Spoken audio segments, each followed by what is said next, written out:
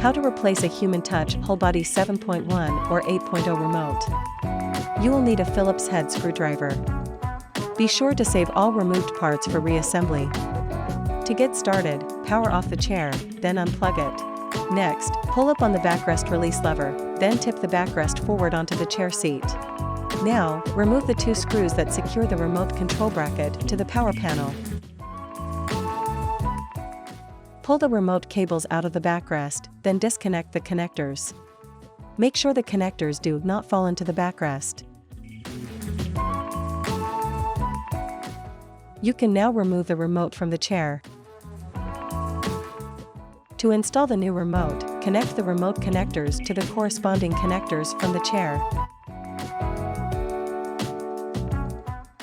Push the connectors into the backrest until the remote bracket is flush with the power panel.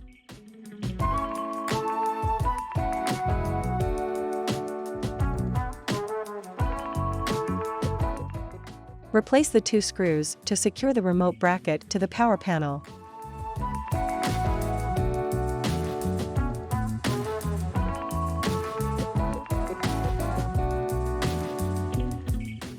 Slide the remote into the remote holder on the left-hand side of the chair.